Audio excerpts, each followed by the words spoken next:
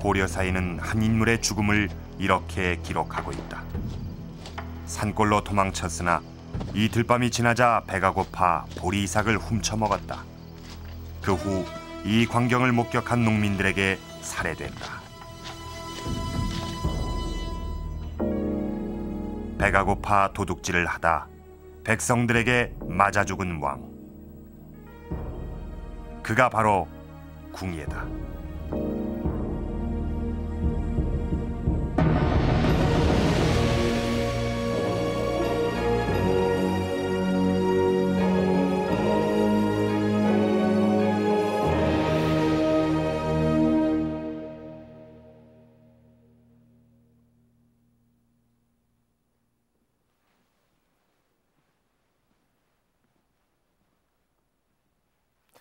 지금 보시는 것은 이 궁예가 철원에 도읍을 정하고 성을 지었던 궁예 도성이 있던 자리입니다. 비무장지대 안에 있는 이 궁예 도성은 지금 그 터만 남아 있습니다. 요즘 드라마 태조 왕건을 보면 궁예는 대제국의 꿈을 이루기 위해 철원으로 도읍을 옮길 준비를 하는 의욕적인 왕으로 그려지고 있습니다. 그러나 이 역사에 기록된 궁예의 평가는 부정적입니다. 반이 종국 위수 도의멸지 지참 선조 지화상 기위불인 심의. 이 기록은 삼국사기 궁예전에 나오는 이야기인데요.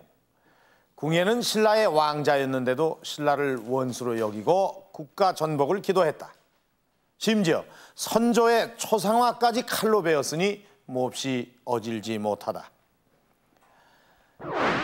내일사학.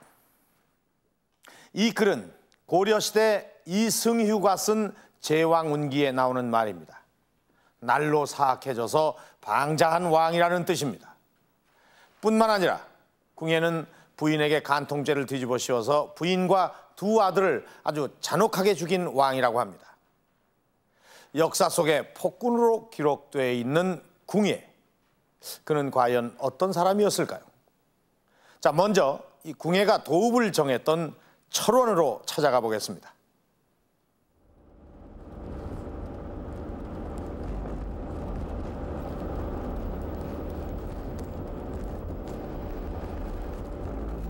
강원도 철원. 휴전선이 가로질러 지나가는 이곳엔 궁예의 흔적이 곳곳에 남아있다.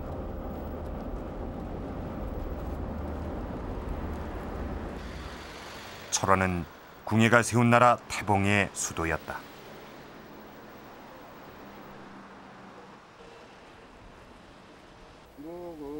무궁발전 자치계초.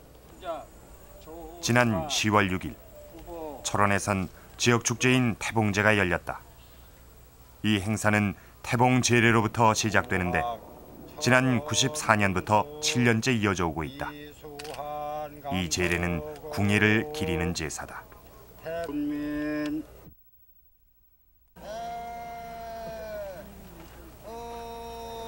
철원에서 궁예는 지금도 추앙받고 있다. 우리 철원에 와서 도읍을 하신 왕이니까는 일단 서민들로서는 왕 외에 더 높은 사람이 없지 않느냐. 하늘 아래는 왕밖에 더 높은 사람이 없지 않느냐. 그래가지고 잘한 것도 있지만 잘못한 것도 있지만은 그래도 우리 철원에 와서 도읍을 해서 왕이니까는 반드시 한편으로는 흉배를 해야 된다. 예, 그 뜻입니다. 네. 그러니까 철원 분들은 궁예 왕이라고 부르시나 봐요. 예, 그렇습니다. 예.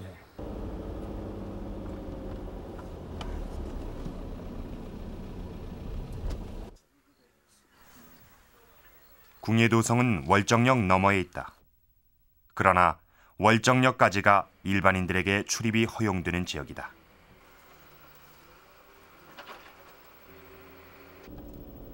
궁예가 살았던 궁궐은 비무장지대에 있다. 비무장지대에 있는 유적을 10년째 조사하고 있는 이재 교수와 6.25 이전까지 궁예도 성터에서 농사를 지었던 최점서 공이 동행했다. 선생님은 거기 살던 분이니까 거기 성이 남아 있는지 없는지 보일 거 아닙니까? 아예 안 보여.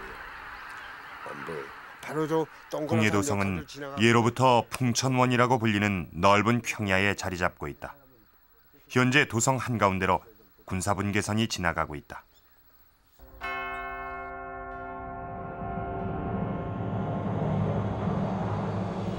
성은 직사각형 모양으로 외성이 있고 그 안에 내성이 있는 이중구조다.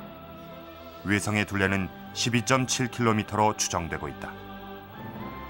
나무 있는 부분하고 없는 부분 그 언저리에 그동안 궁예도성의 정확한 위치는 알려지지 않았다. 육군사관학교 이재 교수는 일제시대 조사 자료와 군 작전지도, 항공사진, 증언 등을 토대로 궁예도성의 위치를 찾아냈다.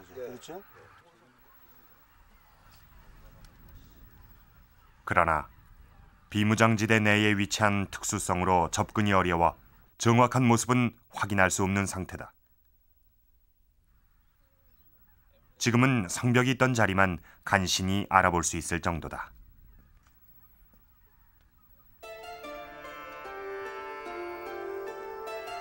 조선 총독부 조사 자료에 의하면 성벽은 흙으로 쌓은 토성이었다. 출토된 유물은 당시 국보 118호로 지정되기도 했던 석등과 석등대석 등이었다. 이곳이 한때 화려했던 궁예의 땅이었음을 말해주는 유물들이다.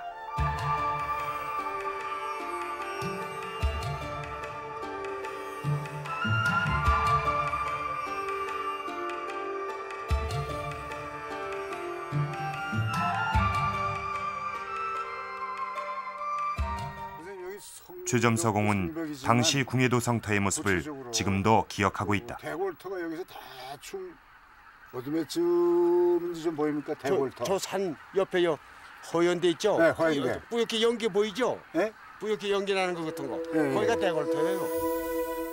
1000년 전 궁예는 바로 이곳에서 포정전이라는 궁궐을 짓고 살았던 것이다. 궁예도성 자리는 보존이 안 돼 있고 저희 산전 불화 그게 무간터인데 거기에만 성이 지금 보존돼 있고 그 궁예 자리는 말하자면 일본 사람이 개척을 하면서 저 중앙 수리잡을 막으면 개척해서 전부 논의되고 말았죠. 예, 그래서 이제 그 옛날 그 궁터에 개화장 그건 남아서 그 이제 우리가 가 주워다가 여자들이 주워다 빠서 백월내에다 쳐서 유기를 닦아 쓰곤 했어요. 지금도 그 개환이 있어요, 가면.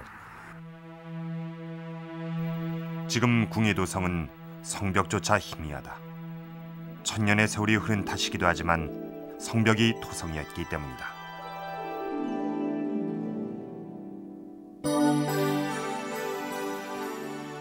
궁예는 이 초롱평야 주변에 엄청나게 큰 석성들을 많이 쌓았습니다. 그야말로 규모를 찾아볼 수 없는 큰 성들인데 유독 이 초롱평야의 도성만은 토성입니다. 그렇다면 쌓을 능력이 없어서 토성을 쌓았다 이렇게 볼 수가 없거든요. 그가 갖고 있는 미륵신앙과 관련해 볼 때 그는 평민들과 늘 하나가 되길 원했던 겁니다. 그런 점에서 볼 때 평민과 왕궁 사이에 높은 석벽을 쌓기를 원하지 않고 토축을 해가지고서 국민과 평민과 일체가 되는 그런 의지가 담겨져 있다고도 볼 수 있는 거겠죠. 그 누구의 접근도 허락하지 않는 궁예도성. 1000년이 지난 지금도 궁예의 꿈은 그곳에 묻혀 있다.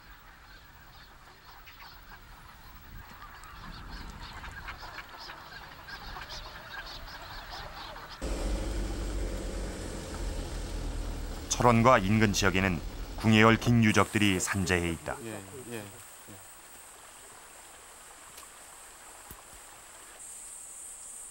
보계산성은 궁예가 왕건과 최후의 격전을 벌이기 위해 쌓은 성이라고 전해진다.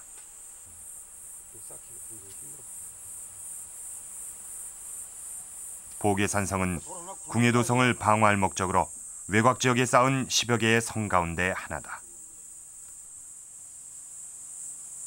궁예 이전의 산성들은 성벽을 쌓는데 굉장히 좀 정형성을 띠거든요. 장방향으로 다듬어서 일정한 층으로 계속 이렇게 쌓는데, 보계산성 같은 경우는 그 돌을 자연석 그대로 가공하지 않고 면을 살려서 쌌어요. 그래서 돌이 크면서도 부자연스럽게 되어 있지만은 굉장히 이런 공법이 성을 쌓는데 굉장히 이게 공기를 단축시키거든요. 네, 그리고 궁예 시대에 와서 이런 양식이 처음 나타나요. 지금도 당시 기와가 여기저기서 쉽게 발견된다. 이 지표에 그냥 널려 있는 겁니다. 네, 여기가 문지라는 걸 또 증명을 해주죠. 이렇게 생선가시 모양의 무늬와 포흔이 남아있는 기와. 남한여초의 전형적인 그런 무늬입니다. 이 산성이 후삼국 시대에 만들어진 산성이란 사실을 알 수 있다. 같은 문양의 양식의 그런 기와가 나오거든요. 보계산성은 궁예가 쌓았다고 전해지는 산성 가운데 가장 잘 보존돼 있는 성이다.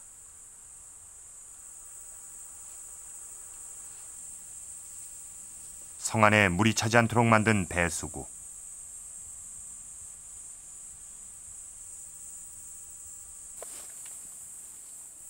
자연 지형을 이용해 만든 출입구와 성 안의 우물까지. 장기전에 대비해 만든 성이었음을 알 수 있다. 명성산엔 궁예와 관련해 또 다른 전설이 있다.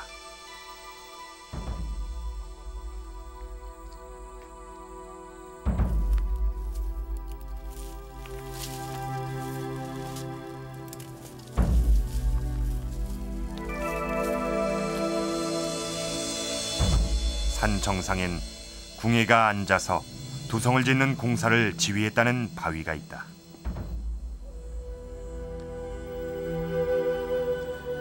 도성터가 한눈에 내려다 보이는 이곳이 궁예 바위다. 궁예의 이야기가 곳곳에 남아있는 철원. 궁예는 지금도 철원 땅에 살아있다. 이 지도는 궁예가 차지한 영토를 표시한 것입니다. 이 궁예가 차지한 영토를 보면 북쪽으로는 대동강 유역, 또 남쪽으로는 나주까지, 그리고 이 완도를 비롯한 전남 일부 섬 지역도 궁예 땅이었습니다. 자, 여기 이 북방 경계선은 후에 왕건이 세운 고려의 국경으로 그대로 이어집니다. 이렇게 궁예는 한반도의 중심부를 다 차지하면서 후삼국시대 가장 넓은 영토를 확보했습니다.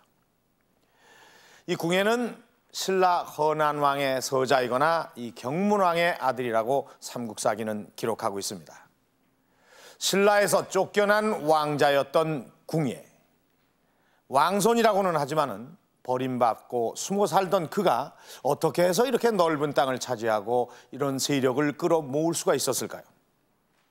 궁예가 이렇게 넓은 영토를 차지하고 많은 세력을 끌어모을 수 있었던 그 이유는 바로 철원 땅에 있었습니다. 10살 무렵 출생의 비밀을 알게 된 궁예는 세달사라는 절로 들어간다. 세달사의 위치에 대해서는 세 가지 설이 있다. 경기도 개풍, 영주 부석사, 영월 세달사 설이 그것이다. 영월설을 뒷받침하는 기록이 법풍사 경내에 있다. 비문엔 당시 절을 짓는 데 시주한 사람들의 명단이 기록돼 있다.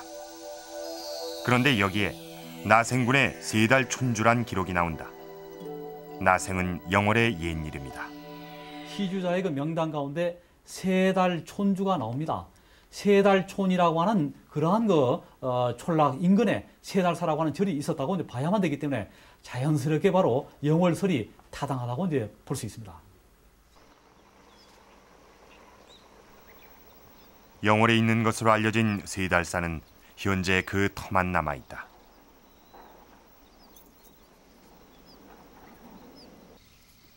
지금은 폐교된 흥교 분교 자리가 세달사터다. 조선시대 때 절은 화재로 소실됐고 최근까지는 학교가 있었다. 이곳이 절터였음을 알 수 있는 유물은 지금도 발견된다.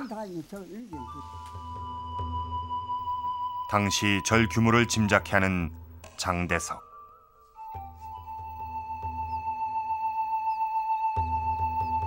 원형 모양의 사리공이 있는 부도.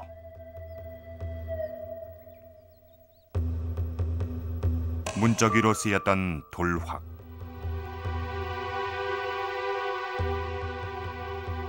특히 이곳에서 출토된 기와는 이 지역에선 유래가 없는 것이었다. 연꽃무늬가 새겨진 수막새와 용무늬가 그려진 안막새는 당시 절이 얼마나 큰 규모였는지 짐작하게 한다.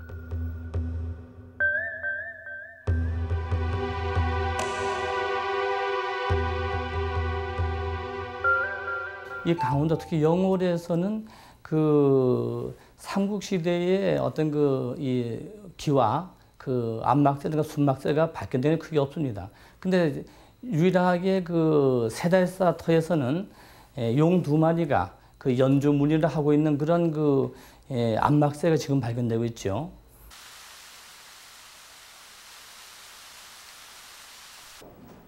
궁예가 절로 들어간 이유는 무엇일까? 궁예에 대해 연구를 해온 조인성 교수는 그 이유가 궁예의 신분 때문이라고 주장한다.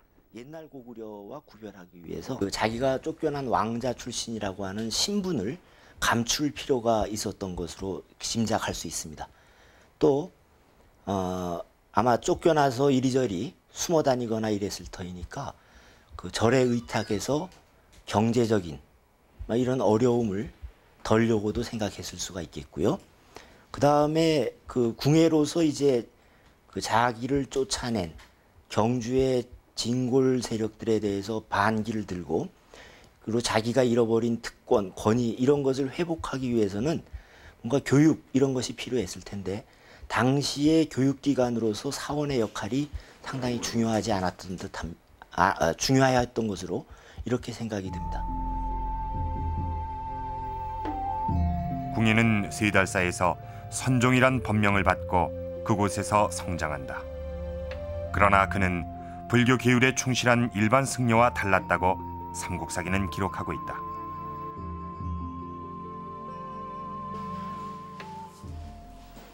궁예 연구를 해온 이재범 교수. 그는 궁예가 현실에 대해 관심을 갖게 된 원인을 당시의 불안한 정세에서 찾고 있다. 1000년 동안 지배를 해왔던 이런 신라의 여러 가지 제도나 또는 사회 구조가 일정한 한계에 달해서 위로부터는 그 정치적으로 귀족들 간의 왕위 쟁탈전이 아주 치열했고 또 아래로부터는 그 중앙의 그러한 그 정쟁이 계속 되기 때문에 그러한 어떤 사회적인 그 통제가 이완되어서 아래로부터는 또 많은 이 민중이라고 할 수 있는 그러한 그 존재들이 어떤 하극상과 같은 그러한 풍조가 계속해서 빈발했던 시기입니다. 그러니까 이른바 저희들이 흔히 혼란기라고 하는 그러한 시기로 볼 수가 있습니다. 892년 현실에 불만을 갖고 있던 궁예는 세달사를 떠나 원주를 거점으로 활동하던 양길 휘하로 들어가 반란군에 가담한다.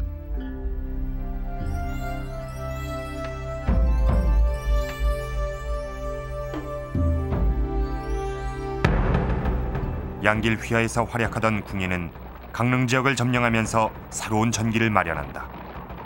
강릉을 공격할 당시 600명이던 병력이 강릉에 들어가서는 3,500명으로 늘어나면서 궁예는 독자적인 세력을 확보하기 시작한다. 초기에 궁예 병력으로 흡수됐던 사람들은 현실에 불만을 가진 농민들이었다. 그 병력의 일부는 궁예가 양길로부터 받은 병력일 겁니다.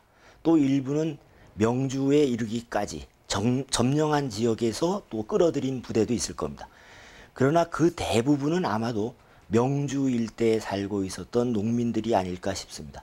그러니까 크게 보아서는 궁예의 초기 군대는 일종의 농민군적인 성격이 강한 그런 부대로 생각을 할 수가 있겠습니다. 당시 전쟁터에서 궁예는 병사들과 동고동락하는 인물이었다.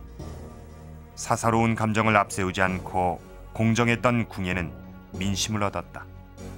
이런 궁예의 통솔력 뒤에는 미륵신앙이 자리 잡고 있었다.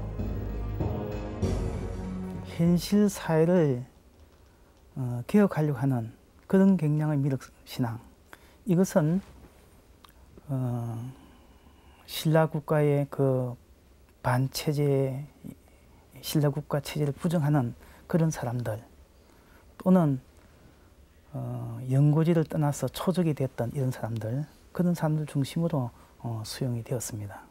따라서 궁예의 희화에는 미륵신앙을 이용해가지고는 서민 대중들, 초적들, 또 신라 국가의 반기를 든 인물들, 이런 사람이 모집되었습니다. 강릉에서 세력을 키우기 시작한 궁예는 미륵신앙이 널리 퍼져 있던 강원도 일대를 점령해 나간다. 그리고 그가 처음 도읍으로 정한 철원에 이른다.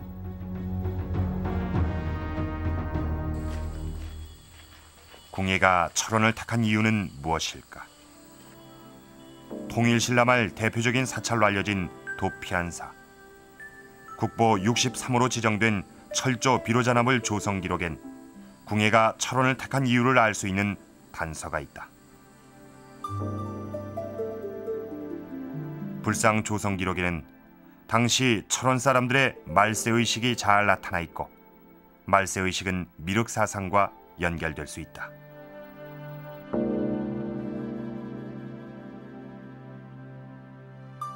불교의 교리에 따르면은 흔히 석가모니께서 돌아가신 지 1500년부터 말세가 시작된다고 합니다. 그러니까 그 불상을 만든 사람들이 석가모니께서 돌아가신 지 1806년이 되었다고 생각을 하고, 그것을 슬퍼하였다는 것은 바로 그 사람들이 자신들이 살고 있는 당시가 말세라는 것을 느끼고 있었다는 것이 되겠죠. 비로자나물 조성에 참여한 사람은 1,500여 명. 이들은 일정한 경제적인 능력을 갖추고 있었던 것으로 보인다. 이들과 궁예는 어떤 관계가 있는 것일까? 근데 이때 거사들이 물론 궁예의 미륵신앙하고 연결되었다, 그런 흔적은 없습니다. 그렇지만은 극락을 추구한다, 그런 측면에서는 도피한사와 미륵신앙은 연결이 가능합니다. 그럼 그것이 만약 그 연결이 가능하다면 1,500명의 거사들은 이 불교 신도 중에서 가장 응집력이 강한 그 신앙 신도 조직이 미륵의 신도 조직인 향도인데, 그렇다면 1,500명의 거사들은 향도 조직으로 생각을 할 수 있습니다. 또한 그 2,500명은 그보다 조금 후에 이 지역을 점령해서 그것을 기반으로 국가를 건설하는 궁예하고는 어떤 형태로인지 연결되어 있다고 생각을 합니다.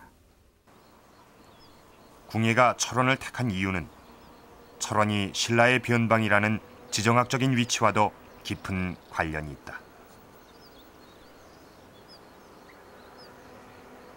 철원은 신라의 아주 변경에 해당되는 곳이었습니다. 그런데 이 시대에 신라의 변경지대에서는 신라 중앙정부에 대항하는 움직임이 상당했던 것 같습니다. 평산의 박씨 세력은 고구려 유민들을 모아서 마치 고구려의 후계자를 자처하면서 새로운 나라를 만들 그런 움직임까지 보이고 있었던 것 같습니다. 물론 평산과 철원은 떨어져 있습니다만 이 두 지역이 다 신라의 북쪽 변방에 있다는 점에서는 공통점이 있습니다. 아마 철원에도 이러한 움직임이 있었을런지 모르겠고요. 궁예로서는 철원에서 새로운 나라를 건설하는 철원이 새로운 나라를 건설하는데 그 좋은 장소다, 뭐 이런 생각을 가졌던 것으로 이야기할 수가 있을 듯합니다. 골이 깊고 산이 높은 강원도에서 가장 넓고 시원하게 트인 곳이 철원평야다. 철원평야의 쌀 생산량은 지금도 강원도 전체의 6분의 1을 차지할 정도다. 철원은 도읍으로 유리한 조건을 갖췄다. 뭐 한 해 풍년이 들면 뭐 6, 7년 정도는 별 걱정 없이 살 수 있다라고 할 정도였기 때문에 내륙으로서는 굉장히 이 중요한 요충지가 아니었나 이렇게 생각이 들죠. 그러한 것을 저희들이 보다 더 확신해 줄 수 있는 자료는 고려 후기에 왜구들이 굉장히 크게 우리나라 한반도를 이렇게 위협을 했을 때 당시 고려 조정에서도 개경을 버리고 철원으로 천도를 하자는 얘기들이 많이 나온 것을 볼 때도 철원은 이미 지리적으로 아주 중요한 곳이었기 때문에 선택한 곳이 아니었을까 이렇게 생각이 됩니다. 궁예의 땅 철원. 철원은 새로운 세상을 꿈꾸는 궁예의 이상향이었다.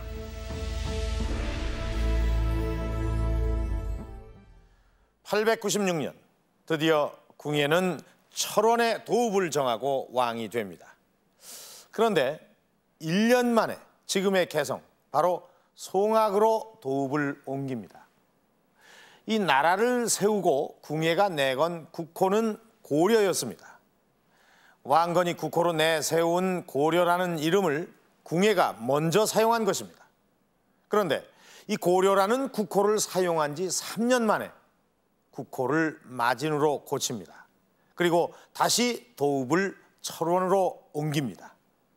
그 후 911년 궁예는 국호를 다시 태봉으로 바꿉니다. 이 국호나 도읍은 한 나라의 정치 이념을 단적으로 드러내는 것입니다.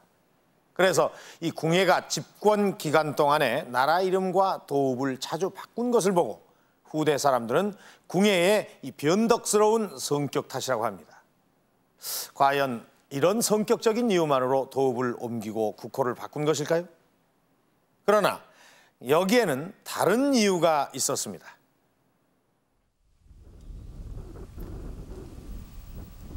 철원의 도읍을 정하고 궁예가 도성으로 삼았던 곳은 지금의 동주산성이다.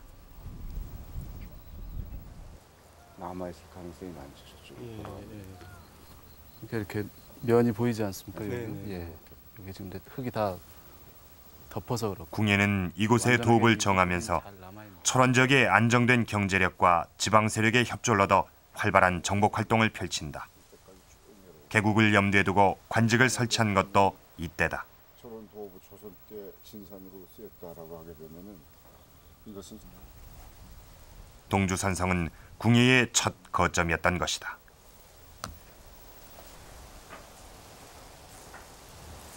동주산성으로 지금 알려져 있지만 동주는 고려시대에 이곳 이름을 동주라고 붙인 겁니다. 원래는 삼국시대에는 철성군이죠.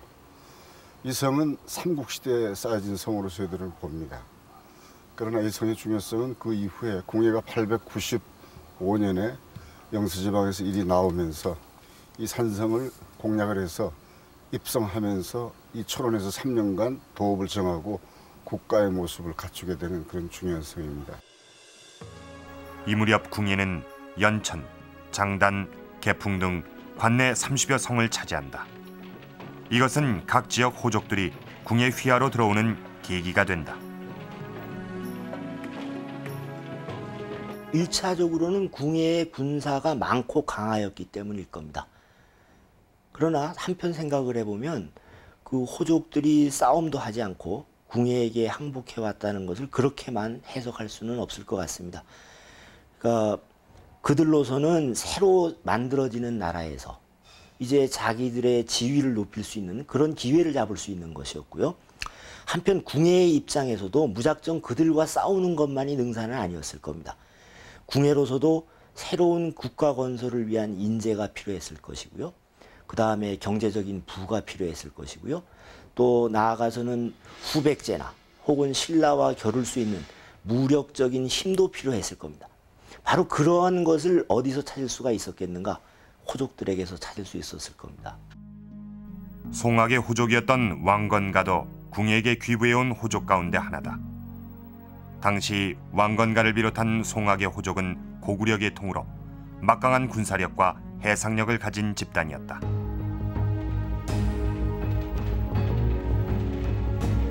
철원의 도읍을 정한 지 1년 만인 897년 궁예는 송악, 지금의 개성으로 도읍으로 옮긴다. 도읍으로서 유리한 조건을 가진 철원을 버리고 궁예가 송악으로 도읍으로 옮긴 이유는 무엇일까? 궁예가 이제 철원이라고 하는 것은 아까도 말씀드렸다시피 그 내륙에서는 아주 중요한 요충입니다만은 철원에만 머물러서는 하나의 그 수성지지, 나라를 지키는 데 있어서는 좋은 도읍이 될 수 있지만 바다로 진출하는 데 있어서는 약점을 가진 도시입니다. 그러나 궁예는 당시에 그 삼한을 통합할 의지를 가지고 있었기 때문에 수로를 이용한 공격을 하지 않으면 안 됐던 것이죠. 송악이라고 하는 그 해상으로서 유리한 지역을 장악하고 또 그리고 그곳을 중심으로 해서 거대한 세력이 되어 있었던 바로 해상 호족들을 장악함으로 해서 양길이나 그 밖에 해상 세력들을 장악할 수 있는 그 유리한 고지를 점하기 위해서였던 것입니다. 송악으로 도읍으로 옮긴 후 궁예는 한강 유역을 손아귀에 넣는다. 그리고 한강의 수운을 이용해 청주는 물론 지금의 공주 일대까지 빠른 속도로 세력을 확장한다.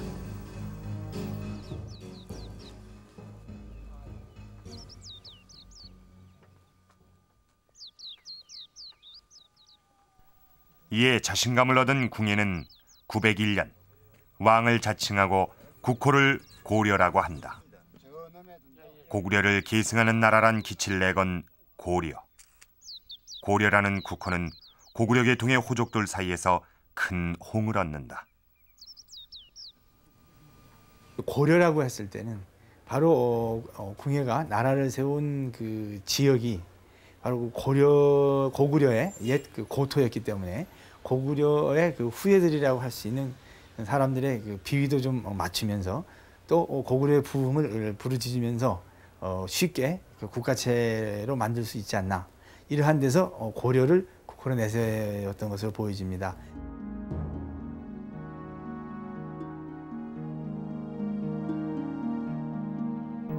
그러나 고려란 국호를 정한 지 3년 만에 궁예는 다시 나라 이름을 마진으로 바꾼다.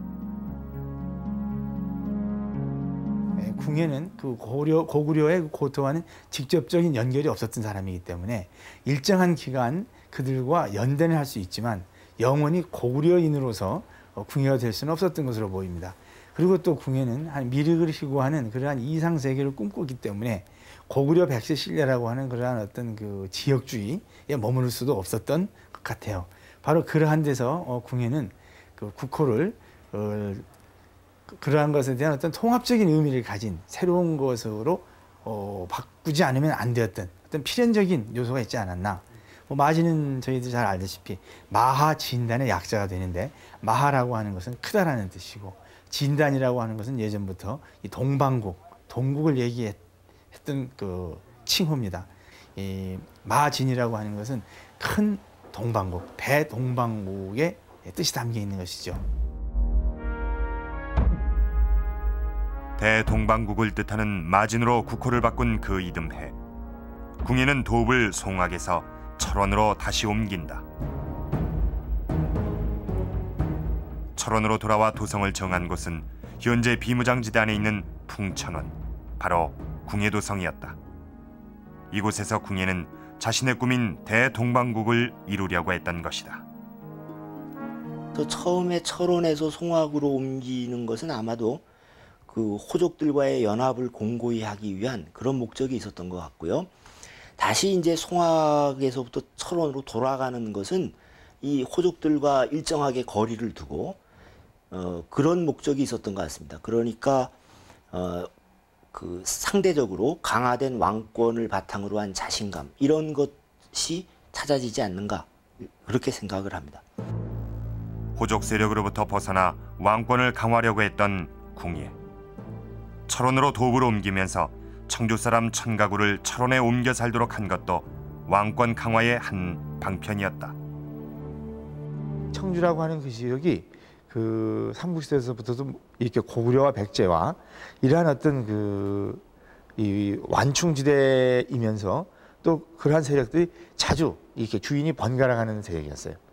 그렇지만 이제 그곳에서도 좀 더 이렇게 백제적인 성향이 좀 강한 그러한 그 3인 그러한 사람들이었기 때문에 아마도 궁예는 그 사람들을 철원으로 옮겨서 고구려의 호족들과 이렇게 서로 대립 갈등을 통해서 그러한 것을 이용을 해서 보다 정권을 좀 더 유리하게 이끌어 가려고 하는 그러한 것이 아마 작용이 크지 않았나 이렇게 생각이 됩니다.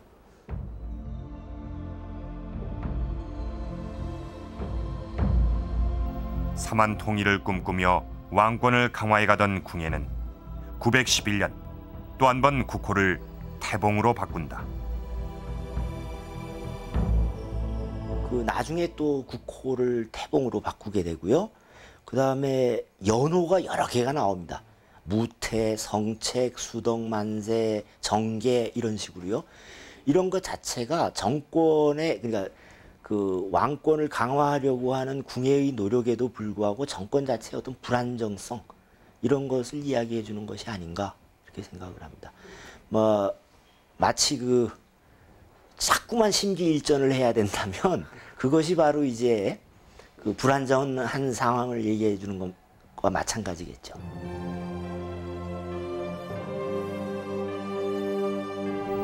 강력한 왕권을 추구했던 궁예. 그러나 그 과정에서 그는 호족들의 강한 반발에 부딪힌다.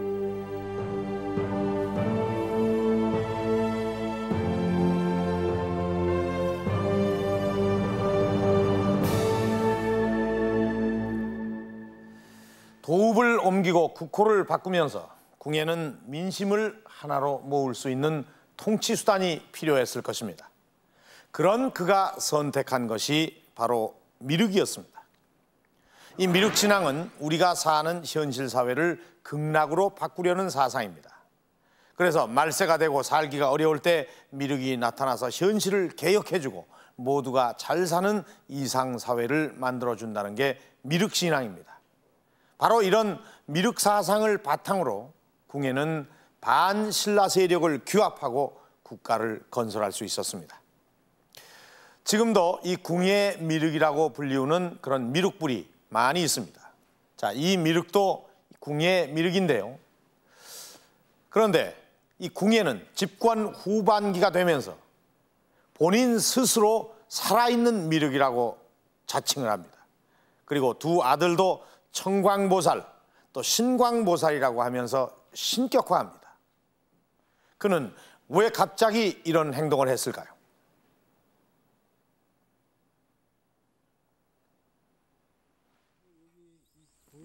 지금도 사람들이 와서 기도하고 그런 거죠. 예, 그럼요. 예, 스님들도 오시고 요즘에 한때 궁예의 점령지였던 안성. 이곳엔 궁예와 관련된 석불이 전해지고 있다. 궁예 미륵이라고도 어떤 사람들은 얘기를 하고 있는데 이거는 이 미륵불은 일명 궁예 미륵이라 불리는 석불이다.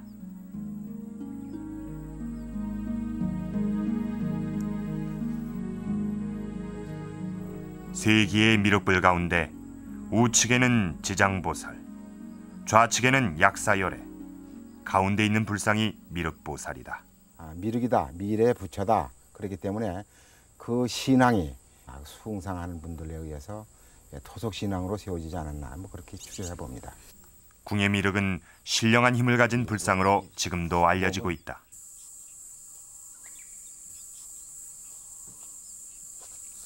철원 인근에 있는 포천에도 궁예 미륵이라 불리는 석불이 있다. 궁예 미륵은 미륵 신앙을 믿는 사람들에 의해 후대에 세워진 것이다. 일부 지역 사람들에게 궁예는 지금도 미륵불로 통하고 있는 것이다.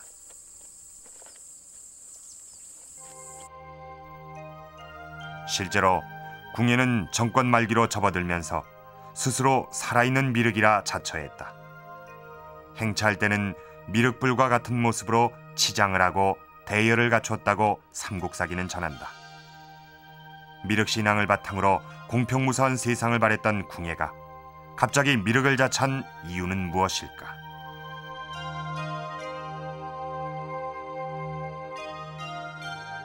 그러니까 미륵신앙이 궁예에게 있어서는 이제 두 가지로 이게 이용이 된다고 그럴까 그렇습니다. 그러니까 하나는 기존의 질서를 무너뜨리는데 미륵신앙을 이용했죠. 그래서 가난하고 불만이 많은 농민들을 끌어들였던 것으로 생각이 되고요. 그 다음에 이제 왕이 된 후에는 자기의 왕권을 유지하고 강화하는 방편으로서 또 미륵신앙을 이용하게 된 것 같습니다. 그것이 바로 이제 미륵불을 자칭하고 자기 자신이 미륵불로서 그 사람들의 마음을 꿰뚫어 볼 수 있는 그런 신비한 힘을 가졌다. 이렇게 내세운 것이죠. 궁예는 왕권 강화 수단으로 미륵을 자처했다. 당시 궁예의 왕권이 흔들리고 있었기 때문이다. 궁예의 왕권이 흔들리게 된 결정적인 사건은 아지태 사건이다.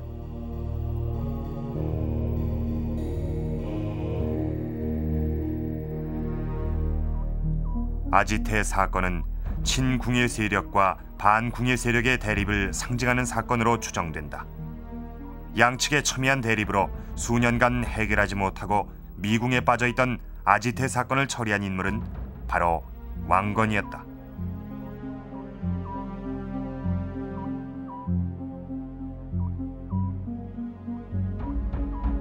아지태 사건은 그 왕건이 궁예 정권을 하에서 정계의 그 1인자로 부각되는 아마 그러한 그 계기를 제공한 사건이 될 것입니다.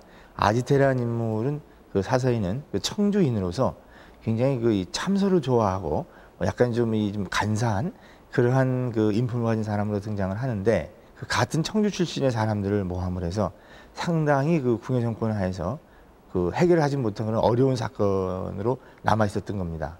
근데 그것을 바로 왕건이 그 아지태를 이렇게 제거해 가면서 아주 효과적으로 처리를 해서 궁예 정권 하에서 아주 신망을 얻게 되는 그러한 사건이었습니다. 아지태 사건 이후 왕건을 따르는 세력이 급증한다. 이때 궁예 세력이 대거 왕건 세력으로 넘어간 것으로 보인다. 그러니까 아지태 사건 이후서부터 왕건은 그 궁예로부터 신임을 받는과 동시에 또 한편으로는 그 견제를 받게 되죠. 그래서 직위상으로는 가장 높은 이제 시중에 오르기도 하고, 그렇지만 또 한편으로는 자기의 그 신변의 어떤 위협을 느끼기도 해서 본인이 스스로 자청을 해서 해군 대장군으로 내려가는, 그렇게 해서 저쪽 그 지금의 전라남도의 그 남부에 있었던 그 궁예 정권의 그 영역에 가서 활동을 하게 되기도 합니다. 정치적으로 위기를 느낀 궁예가 선택한 방법은 미륵신앙이었다. 궁예는 미륵을 자처하면서 왕권 강화를 꾀한 것이다. 아마도 궁예가 추진했던 왕권의 전제화라고 그럴까 하는 것이 그 제대로 되지 않았던 것 같습니다. 그 사람이 마음먹은 대로 이렇게 되니까 뭔가 자꾸 신비한 이런 것을 동원해서 자기가 미륵 부리고 이런 식으로 그 왕권의 전제화가 순탄하게 추진이 되었다면 굳이 이제 미륵불이라고 하고 할 필요가 없었을 것 같아요. 정치적인 위기를 종교의 힘으로 극복하고자 했던 궁예. 그러나 그것은 오히려 궁예의 한계였다.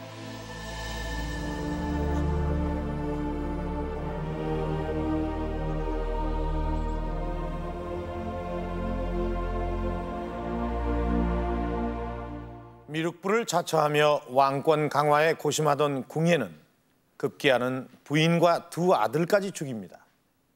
이 사건으로 궁예는 폐륜을 저지른 왕으로 역사에 기록됩니다. 그래서 궁예는 이 후손이 없는 것으로 알려져 왔습니다. 그런데 자, 이 족보를 한번 보십시오. 이 족보는 궁예의 후손들의 것입니다. 현재 궁예 후손이라고 알려진 가문은 두 군데입니다. 그중 하나는 시조가 총으로 돼 있는데 그 아버지가 청광으로 돼 있습니다. 또 그 아버지, 그러니까 시조의 할아버지 되는 사람이 궁예라고 돼 있습니다. 또 다른 족보는 좀 더 직접적으로 표기를 하고 있는데요. 이 족보 첫머리에 시조는 신라 제48대 경문왕의 아들 태봉왕 궁예의 5대 손이다라고 분명하게 밝히고 있습니다. 하지만 이 두 집안은 더 이상의 자세한 이야기는 꺼렸습니다. 아마 이렇게밖에 할 수 없는 데는 이 궁예에 대한 후대 평가가 중요한 영향을 끼쳤을 것입니다. 궁예가 이 부인과 두 아들을 죽인 사건은 그가 얼마나 포악한 사람인지를 단적으로 말해주는 그 예로 자주 인용이 됩니다. 궁예는 부인이 간통했다는 사실을 미륵관심법이라는 신통력으로 알아보고 부인과 두 아들까지 죽였다고 합니다. 정말 이런 치정관계로 부인과 두 아들을 한꺼번에 죽였을까요?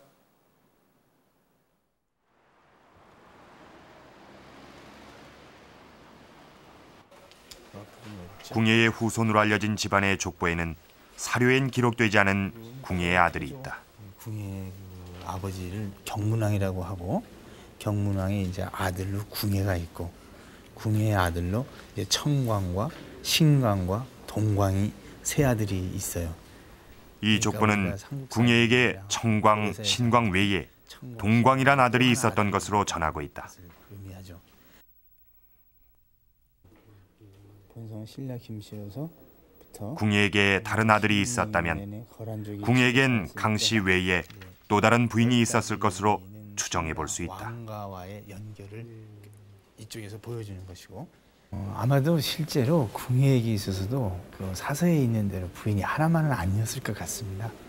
그 여러 부인이 있지는 않았을까 이런 추측도 가능한데 실제 지금까지 기록으로는 뭐 궁예에게는 부인이 하나밖에 없었던 것으로 되어 있거든요. 삼국사기에는 궁예가 부인 강씨의 부정한 행동을 신통력으로 알아보고 부인과 두 아들을 잔인하게 죽였다고 돼 있다. 궁예의 포악함을 드러내는 사건으로 기록돼 있는 것이다.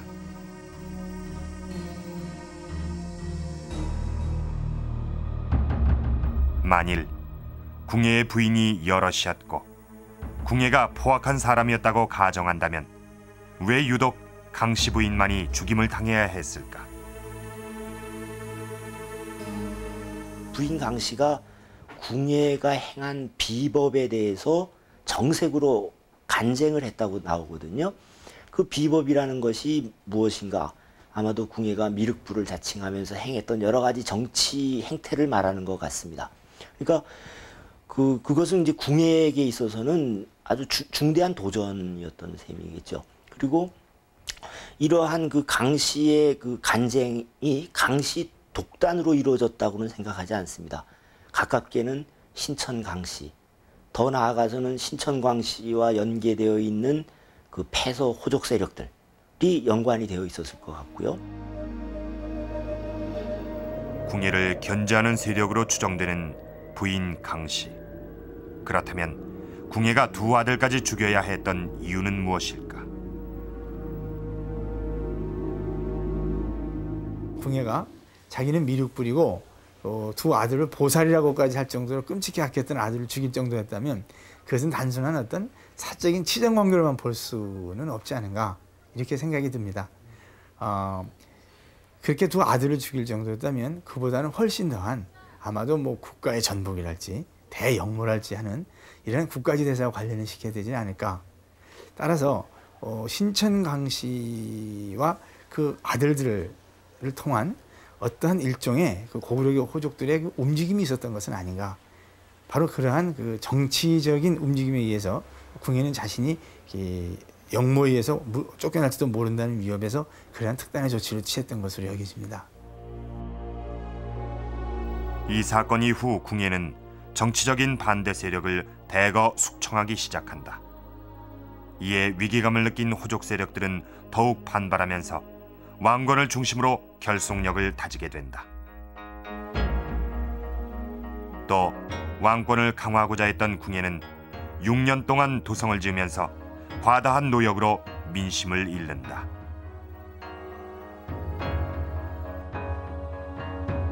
결국 그 궁예는 자신이 중앙집권 국가를 꾀해가면서 그런 호족들을 자기의 어떤 하나 일사불란한 관료 체계로 이제 흡수하려고 했고, 또 어떤 선종이라고 하는 어떤 지방에 뿌리를 내리는 그러한 그 사상 체계를 탄압을 했다든가, 이러한 것들이 궁예 실정의 하나로 볼 수가 있을 것 같고, 그리고 또 하나는 그러한 어떤 그 왕실의 그 존엄을 나타내기 위해서 많은 세금을 걷어들이게 되다 보니까 자연스럽게 이 백성들로부터 이 가렴주가 행해줄 수밖에 없었던 것은 아니었나.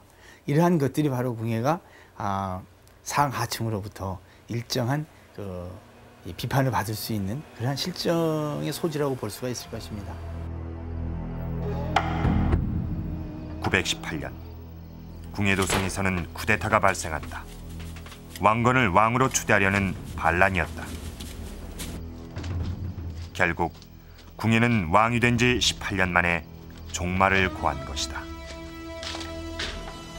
궁예는 이 경주 중심에 1000년 동안 내려왔다고 하는 진골 중심의 세상을 부수는데 아주 크게 기여를 했던 그런 사람이라는 측면도 고려가 돼야 될 것 같고요. 그런 점에서는 역사의 진전이랄까 하는 데 있어서 나름대로는 기여를 했던 사람이죠. 그가 이제 걸어온 인생 경로는 아주 하층민의 생활이었기 때문에, 그래서 그러한 이 자신과 같은 사람들을 신라라고 하는 질곡에서 해방을 시켜주고 또 그들과 함께 공평무사하게 공존해 보려고 했던 그런 이상을 가졌던 사람으로 보여지는 것이죠. 그렇기 때문에 그러한 고대 신분 한계를 일단 벗어났고, 그리고 어떤 새 시대에 대한 이상을 제공했던 인물로 평가가 됩니다.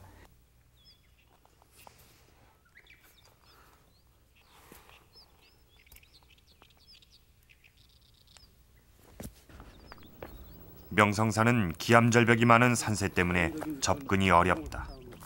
그렇죠. 예. 천연 절벽을 그대로 잘 이용해가지고 궁예는 이곳에 산성을 쌓았다. 예, 와편이 많이 나오고 예. 다른 성에 비해서 와편이 좀 많이 나옵니다. 험준한 산 곳곳엔 예. 궁예의 최후에 얽힌 이야기들이 전한다.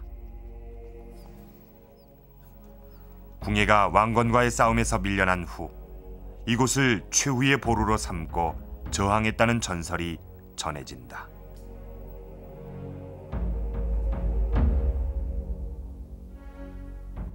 궁예를 신봉했던 친위 세력들하고 여기서 왕건군과 오래 항전을 하다가 군대를 궁예가 해산시키고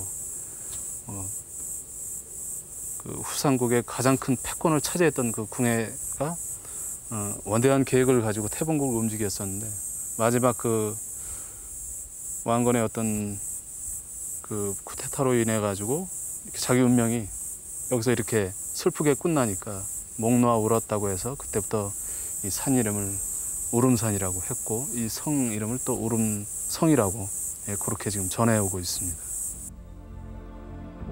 후삼국 혼란기에 자신의 꿈을 채 이루지 못하고 역사 속으로 사라진 궁예.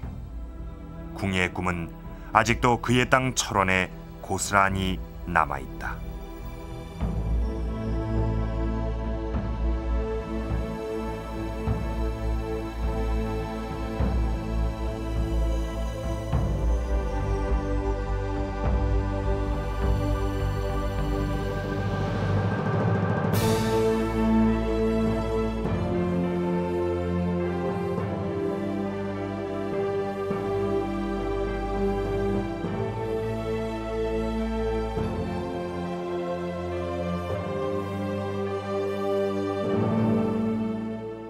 한 나라를 18년 동안이나 통치했던 궁예의 최후는 비참하게 끝이 났습니다. 이 후삼국 시대는 혼란기였습니다. 그러나 이런 혼란의 시대였기 때문에 누구나 민심을 얻을 수만 있다면 세력을 잡을 수 있었던 그런 기회의 시대이기도 했습니다. 궁예는 이런 혼란했던 난세의 세력을 잡았던 후삼국 시대의 영웅 가운데 한 사람이었습니다. 그러나 호족과 대립했던 궁예는 역사의 패자로 남았고 대신 호족을 포용했던 왕건이 삼국 통일을 이룬 역사의 승자가 된 것입니다. 이 왕건이 세운 고려의 기반을 마련해 주었던 궁예.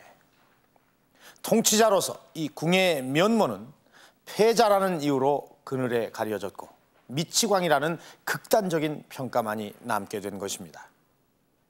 이제는 정치가로서의 궁예의 모습, 그리고 후삼국시대 역사의 주역으로서 궁예를 재평가해야 할 것입니다.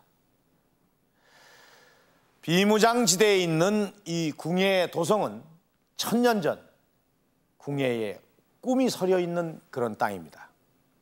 이 남북 화해 분위기를 맞아 비무장지대에 있는 문화유적 가운데서 남북 공동조사 1번지로 떠오르고 있는 궁예 도성. 이 궁예 도성을 조사 발굴하는 작업은 역사 속에 묻힌 풍우나 이 궁예 실체에 한 걸음 더 다가가는 계기가 될 것입니다.